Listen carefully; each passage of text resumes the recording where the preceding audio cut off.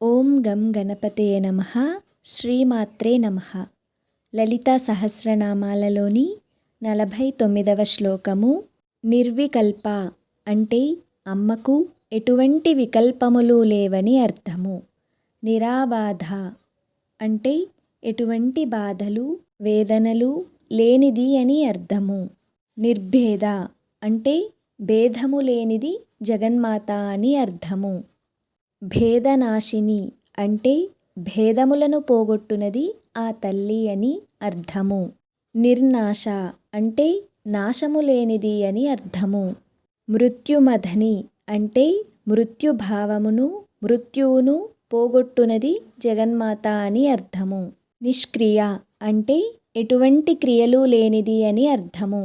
నిష్పరిగ్రహ అంటే స్వీకరణ పరిజనాదులు లేనిది ఆ జగన్మాత లలితా మహాత్రిపుర సుందరి అని అర్థము. తర్వాత వీడియోలో మరింత అర్థాన్ని తెలుసుకుందాము. అంతవరకు శ్రీమాత్రే నమః.